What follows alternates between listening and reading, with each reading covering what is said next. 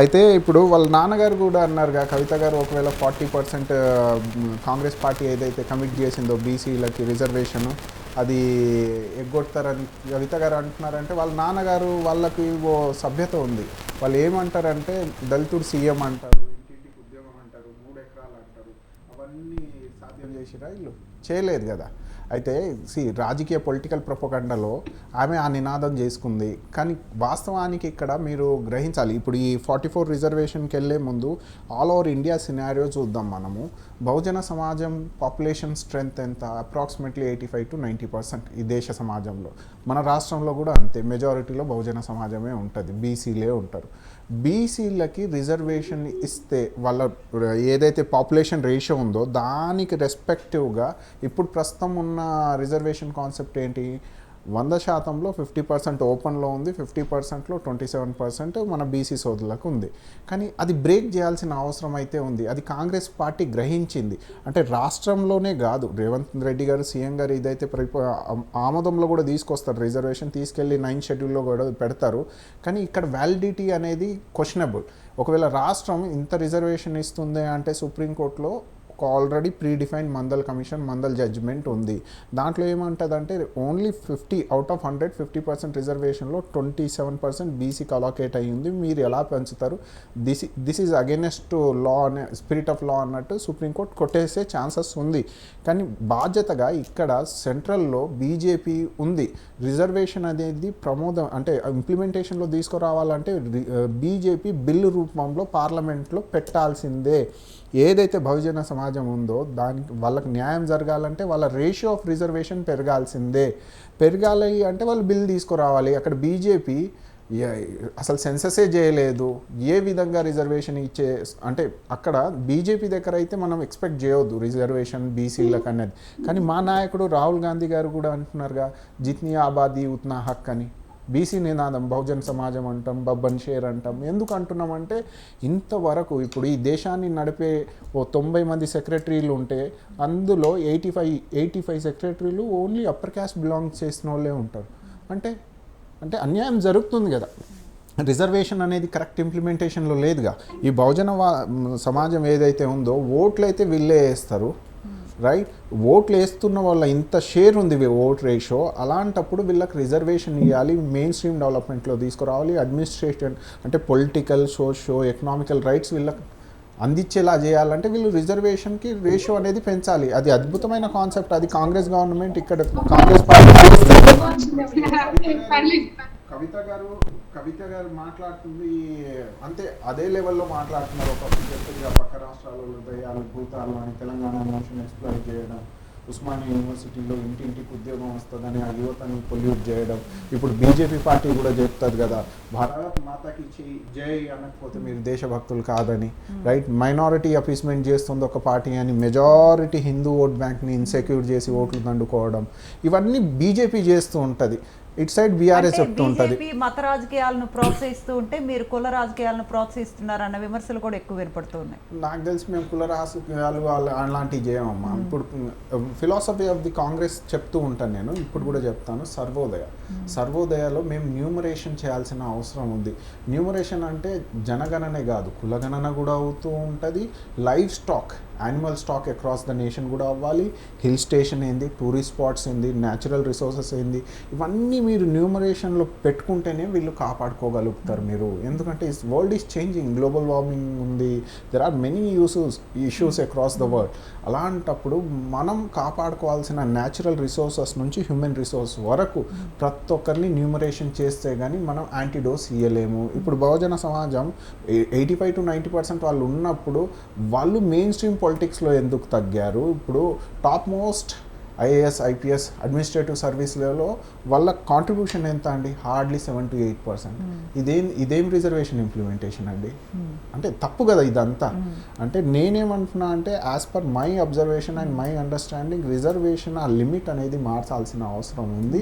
దానికి తగ్గట్టే Congress party limit change చేయాలి అంటున్నారు మీరు. బీజేపీ అంటే ఎనీ గవర్నమెంట్, ఇప్పుడైతే ప్రస్తుతానికి బీజేపీ ఉంది సెంట్రల్లో, పార్లమెంట్లో కొత్త చట్టం రావాలి. ఎవరైతే ఎన్కర్బడి బ్యాక్వర్డ్ సో కాల్డ్ రౌండ్ టెడన్ కమ్యూనిటీ ఉన్నారు కదా, వాళ్ళు పొలిటికల్గా, సోషల్గా, ఎకనామికల్గా ఇప్పుడు ఎంత స్టెబిలైజ్ అయ్యారు, వాళ్ళకు న్యూమరేషన్ చేయాలి, ఒకవేళ అయ్యారనుకోండి క్రీమీ లేయర్లో తీసుకోవాలి, అలా క్లాసిఫికేషన్ చేసుకోవాల్సిన అవసరం ఉంది. దాంట్లో తప్పేముంది, దాంట్లో మతవాతం కులవాతం ఏముంది, అది అంత నేరో థింకింగ్ ఉండదు. బీజేపీ బీఆర్ఎస్కి ఉంటుంది అది. కానీ నేనేమంటే అంటే రిజర్వేషన్స్ ఇంక్రీజ్ చేయాలంటారా, బడుగు బలహీన వర్గాల కంటే ఎస్సీ ఎస్టీ బీసీలకి ఇంక్రీజ్ చేయాలంటారా ఇంకా రిజర్వేషన్స్? వాళ్ళతో పాటు ఫీమేల్ రిజర్వేషన్ కూడా కాన్సెప్ట్ రావాలి. What is wrong? ఇప్పుడు రిప్రజెంటేషన్లో ఉన్న వర్గాలు ఎవరైనా ఉండండి, మహిళ అయినా సరే పురుషులైనా సరే, ట్రాన్స్జెండర్ కూడా కావచ్చు, ఎల్జిబిటీ వాళ్ళు కూడా ఉన్నారు. ఏమి ఈ దేశంలో ఇంతవరకు పార్లమెంటరీలో ఎవరైనా ఉన్నారా ట్రాన్స్జెండర్? లేరుగా. అంటే ఈక్వల్ రైట్స్ లేవుగా. What kind of democracy it is? What kind of సమాజం? మనం గాంధీ కలలు కన్న దేశం కదా, అంబేద్కర్ కలలు కన్న దేశం కదా, సమాజ నిర్మాణం కోసంగా పోరాటం చేయాలి. అలాంటప్పుడు ఒక్క వర్గానికి చెందిన బహుజన సమాజం ఈ 90% వాళ్ళే ఉన్నప్పుడు వాళ్ళలో నుంచి పొలిటికల్ రిప్రజెంటేషన్ ఇక్కడ ప్రజల నుంచి మార్క్స్ ఎక్కువ, అంటే పర్సంటేజ్ ఎక్కువ వచ్చిన ప్రజల నుంచి, అంటే విద్యార్థుల నుంచి ఇంకొక విమర్శ ఏంటి మనం ఎదుర్కొంటున్నామంటే 90% వచ్చిన నన్ను వదిలేసి అక్కడ 60% వాళ్ళకి సీట్ ఇవ్వటం అన్నది ఎంతవరకు రిజర్వేషన్ పేరుతో, అంటే వాళ్ళకంటూ ఒక స్కిల్ యూనివర్సిటీ ఏదైనా పెట్టి స్పెషల్ ట్రైనింగ్ ఇచ్చి ఎక్కువ మార్కులు వచ్చేలాగా చేస్తే బాగుంటుంది కదా. అంటే మేము ఇప్పుడు ఎగ్జాంపుల్ ఒక 90% వచ్చిన వాడికి కాకుండా రిజర్వేషన్ బేసిస్ మీద ఒక 70% వచ్చిన వాడికి సీట్ ఇచ్చారు, ఆయన ఒక డాక్టర్ అయ్యాడు, ఆయన బెటర్గా పర్ఫామ్ చేస్తాడా, 90% వచ్చిన వాళ్ళు బెటర్గా పర్ఫామ్ చేస్తారా?